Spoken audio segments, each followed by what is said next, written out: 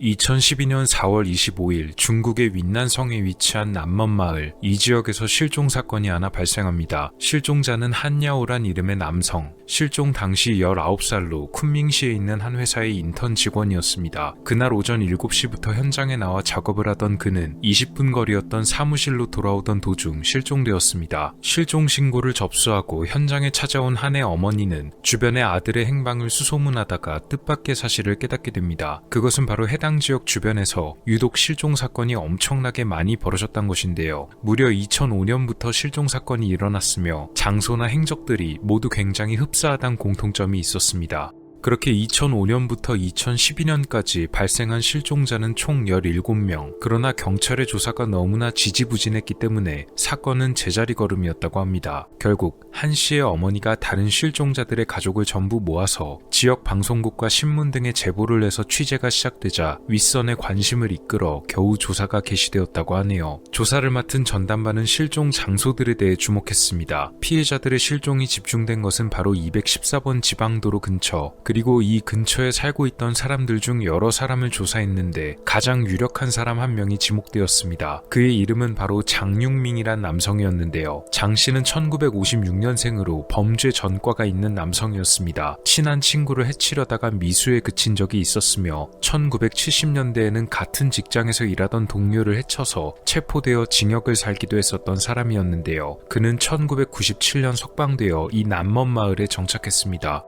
장 씨는 이웃 사람들과 전혀 교류가 없는 사람이었고 이웃들이 친하게 지내려 해도 거부하는 사람이었는데요. 그는 아주 큰 개 3마리를 키우고 있었습니다. 사람들은 그가 굉장히 수상하다고 말하기도 했는데 이유는 그가 종종 늦은 밤에 뭔가를 들고 외출하기도 했고 또 개들에게 먹이를 줄 때도 늦은 밤에만 줬기 때문입니다. 경찰은 장 씨의 집을 조사하게 되는데요. 이들은 장 씨의 집 부엌 안을 여기저기 뒤적이며 조사하다가 특이한 부분을 한 군데 발견할 수가 있었습니다. 벽과 바닥을 두드리며 이곳저곳을 조사하던 이들은 어느 특정한 부분에서 속이 빈 소리가 나는 것을 알아챕니다. 벽돌을 드러내보니 속이 빈 벽돌들이었고 그 안에 인위적으로 만들어진 공간을 발견했는데요. 그곳에서 경찰은 끔찍한 물건들을 발견하게 됩니다. 5개의 플라스틱 양동이가 놓여 있었는데 그 안에는 사람의 것으로 보이는 유해들이 들어있었고 주변에는 서로 다른 사람들의 옷가지를 비롯해서 휴대폰, 신분증 등과 같은 물건들이 널브러져 있었습니다. 벽에 붙은 접착 테이프에서 많은 머리카락이 발견되었는데 이건 실종자들 중 한 명인 첸 타오의 것으로 확인됩니다.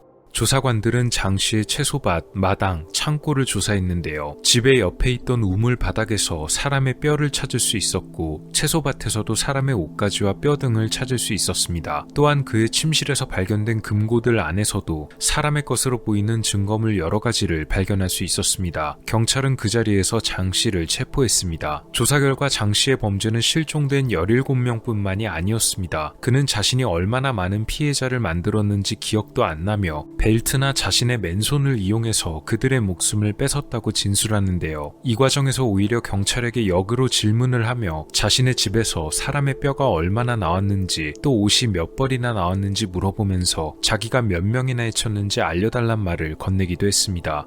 그가 시신을 처리한 곳은 집에 있던 창고였는데요. 일부에서 이런 주장들이 제기되기도 했었습니다. 바로 그가 피해자들의 시신을 처리하기가 어렵게 되자 자신이 기르던 개를 통해 처리하기도 했으며 혹은 타조고기로 속여 사람들에게 판매했던 것이었는데요. 이런 주장은 지역 방송국과 신문 등에서 제기되었지만 실제로 그랬는지는 공식적으로 확인된 바가 없었다고 합니다. 장 씨는 재판 내내 죄책감이나 반성의 기미를 보이지 않았고 양심의 가책조차 없이 덤덤한 태도를 보였다고 합니다. 결국 그는 사형 선고를 받았고 2013년 처벌이 집행되었습니다. 1995년 8월 광둥성 가오야오시의 진리진, 이곳에서 한 여성이 길을 걷다가 넘어진 뒤 정신을 차리지 못하고 그대로 실신하게 됩니다. 그녀와 함께 걷던 그녀의 아이까지 실신하고 말았는데요. 두 사람을 발견한 주변 사람들이 병원에 데려갔지만 두 사람은 안타깝게도 이미 목숨을 잃은 상태였습니다. 도대체 그들에게 무슨 일이 있었던 것일까요? 마을 사람들은 범인이 누구인지 이미 알고 있었던 듯합니다. 숨진 두 사람의 유족과 다른 마을 사람들은 모두 모두 어딘가로 몰려가서 항의를 벌였는데요. 이들이 항의를 벌였던 곳은 바로 어느 회사의 건물 앞. 이 회사는 바로 이 지역에 있던 금광을 통해서 금을 캐내고 재련하는 광산업 회사였다고 합니다. 사람들이 이곳에 몰려간 이유는 간단했습니다. 1995년 5월 이 회사가 문을 열고 금 재련 사업을 시작한 이후 처음엔 회사 근처에 저수지 등에 서식하던 물고기들이 모두 알 수 없는 이유로 폐사했고 그 다음에는 농작물들이 전부 시들어버렸으며 돼지와 소를 비롯한 가축들까지 전부 쓰러져 갔습니다. 그 뒤에는 사람들도 목숨을 잃게 되는 사건이 벌어진 것인데요. 비슷한 일이 한두 번이 아니었다고 합니다. 어쩌면 회사가 재련을 하며 사용했던 화학 물질을 그대로 방류하여 벌어진 일이었을 가능성이 높기는 했습니다. 하지만 회사 역시도 주민들의 의견에 맞섰는데요. 자신들의 소행이란 증거를 밝히고 싶다면 피해자들의 시신을 부검해서 자세하게 조사하고 정확한 사인을 밝혀야만 수긍하겠다는 것이었습니다. 그러나 피해자의 유족들은 부검에 동의하지 않았는데요. 이들은 신체가 훼손되면 혼이 성불할 수가 없다면서 부검을 반대했기 때문에 협조가 무척 어려웠다고 합니다. 우여곡절 끝에 6구의 시신을 부검하는 것에 성공합니다. 그리고 그들의 몸 안에서 뜻밖의 성분이 발견되는데요. 금광에서 금을 재련하는 데 사용되던 성분이 아니고 쥐약에 들어가는 성분들이 대량으로 발견된 것이었습니다. 이로 인해 회사는 다행히도 누명을 벗을 수 있었지만 도대체 쥐약 성분은 어디서 나온 것이고 이런 사건이 벌어지게 된 경위는 무엇인지 미궁에 빠집니다. 1995년 11월 중순 이 지역의 어느 식당에서 한 웨이터가 우연히 발견한 모습이 사건의 실마리가 됩니다. 그는 가게에 들렀던 어느 여성이 아침 식사 중에 사람들이 마실 물이 들어있는 주전자의 뚜껑을 열고 그 안에 뭔가 집어넣는 것을 발견했습니다. 웨이터는 그녀가 눈치채지 못하도록 경찰을 불렀고 경찰은 그녀를 도망치지 못하게 붙잡은 뒤 주전자 안에 뭘 넣었는지 조사하게 됩니다.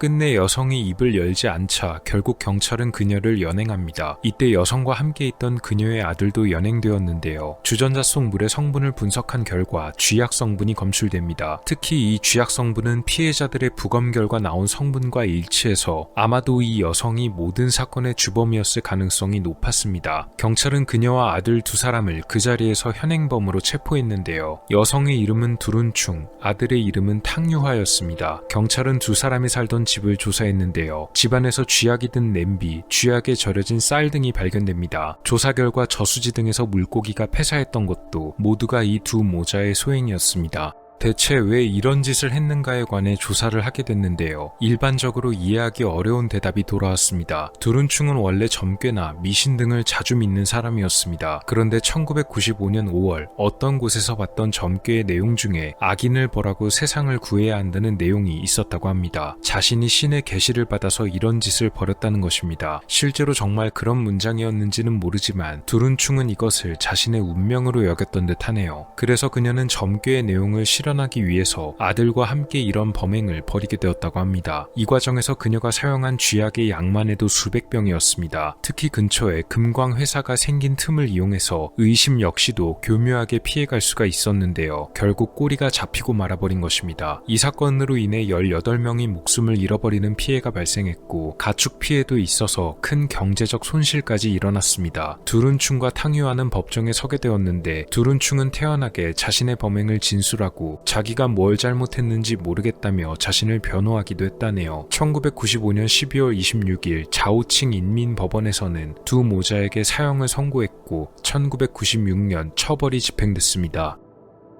이 남자의 이름은 송징화입니다. 그는 1979년 내몽골에서 출생한 인물로 아버지 그리고 형과 함께 살고 있었습니다. 나중에 이들은 몽골에서 베이징으로 이주했는데요. 송징화는 형과 매우 가까운 사이였던 것으로 보이는데 두 사람은 범죄까지도 함께 저지를 정도였습니다. 어느 날 송씨와 그의 형은 택시를 잡아 탔는데 아마도 택시비를 낼 돈도 없이 탔던 모양이었습니다. 당연히 택시기사와 말다툼을 벌이게 되었는데요. 택시기사가 경찰에 신고하려는 낌새를 보이자 두 사람은 기사에게 달려들어 그의 목숨을 뺏었습니다. 주변에 목격자도 없었으니 안심하고 도주했는데요. 그런데 예상과는 다르게 며칠 뒤 경찰이 찾아왔고 송씨와 그의 형은 그 자리에서 체포되었습니다. 그리고 두 사람은 일체의 범행을 자백하게 되는데요. 결국 택시기사의 목숨을 해친 혐의로 인해서 송씨의 형은 사형을 선고받은 뒤 처벌이 집행되었고 당시 17살이었던 송씨는 징역 8년형을 선고받게 됩니다. 송 씨는 감옥 안에서도 그리고 출소 후에도 딱 하나만을 생각했습니다. 도대체 경찰이 자신들의 범행을 어떻게 알았을까였는데요. 송 씨가 내렸던 결론은 바로 형의 전 여자친구였습니다. 그와 그의 형이 그 범죄를 저질렀던 사실을 알고 있던 사람은 두 사람을 제외하면 형의 전 여자친구밖에 없었기 때문입니다. 그래서 송 씨는 그녀가 경찰에 신고했을 것으로 생각했고 그녀를 찾아내 형과 자신의 복수를 다짐했습니다. 하지만 형의 전 여자친구를 찾기는 무척 어려웠습니다. 대신에 그는 자신과 함께 범죄를 저지를 공범을 찾게 되는데 이 공범은 친구의 결혼식에서 알게 된 옌진광이란 사람이었습니다. 옌 씨는 송 씨가 복수를 벌일 것이란 계획을 전해 듣고 자신도 송 씨를 도와주겠다고 동의한 듯한데요. 무섭게도 송 씨는 형의 전 여자친구를 찾기가 어렵게 되자 그 대신에 자신의 분풀이를 할 목적으로 형의 전 여자친구와 얼굴이 닮은 여성을 표적으로 삼았습니다. 그러니까 피해자들은 아무런 죄가 없었음에도 그저 송 씨 형의 전 여자친구와 얼굴이 조금 닮았다는 이유만으로 그와 공범이 벌인 무차별 범행의 희생양이 되었던 것입니다.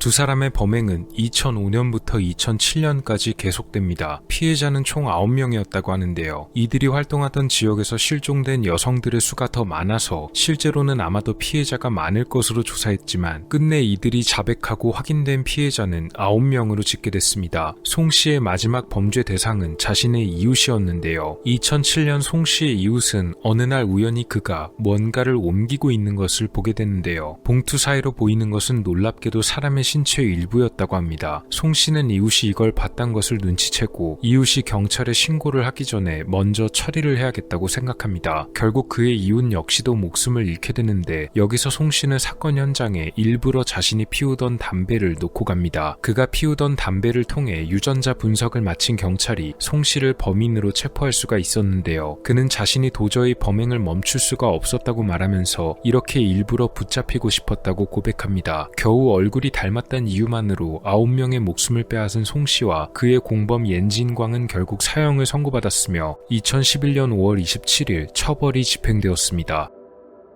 중국 인민공안대학교의 심리학 교수로 재직하던 딩퉁춘, 그는 2006년 3월 경찰로부터 협조를 요청받았습니다. 용의자를 검거하기 위한 조사에 협조였는데요. 거짓말 탐지기를 통해 용의자를 가려내달라는 요청이었습니다. 하지만 그렇게 쉽지는 않은 일이었는데요. 무려 25명이나 되는 용의자들 중에서 진짜 진범이 누구인지를 가려내야만 했기 때문입니다. 그가 준비했던 질문의 개수는 총 76개, 무척이나 길고 복잡한 여정이 될 것 같았습니다. 예상대로 용의자를 쉽게 잡기에는 어려웠는데요. 그러던 중 어느 남성의 차례가 다가왔습니다. 그의 이름은 바로 양수밍이었습니다. 그런데 양 씨는 거짓말 탐지기로 조사를 받는 동안 무척이나 불안하고 산만한 모습을 보였는데요. 조사받는 동안 심하게 잦은 기침을 하기도 하고 자꾸 질문에 집중하지 못하는 모습을 보였으며 어딘가 아픈 곳이 없는데도 불규칙한 호흡을 보였습니다. 교수는 양 씨가 아무래도 굉장히 수상하다는 의견을 전달했는데요. 경찰은 양 씨를 다시 불러 조사받기를 요구했지만 양수밍은 경찰의 요청을 거절했습니다. 결국 경찰은 그를 강제로 불러와 앉혀 조사를 벌였는데 그의 진술 중에 앞뒤가 맞지 않는 점이 있었고 이 부분을 집요하게 파고들어 보니 확실히 매우 수상한 점이 있었습니다. 경찰은 그의 집을 조사해보기로 결정하는데요. 이들은 양 씨의 집에서 20개가 넘는 칼을 발견했고 이것을 정밀하게 검사한 결과 날의 미세한 틈새 등에서 서로 다른 사람들의 것으로 보이는 혈 그리고 특수한 섬유 조직 등을 찾아낼 수가 있었습니다. 양수밍은 결국 모든 범행을 자백하는데요. 경찰들이 뒤쫓고 있던 범인이 바로 양수밍이었습니다. 그는 이른바 붉은 옷의 악귀라고 불리던 사건의 범인이었습니다. 왜 하필 붉은 옷의 악귀란 이름이 붙었냐면 피해자 대다수가 빨간 옷을 입고 있었기 때문입니다. 그리고 꼭 비가 오거나 눈이 오는 날에만 사건이 벌어졌기에 언론 등지에서 이런 별명을 붙였던 것입니다.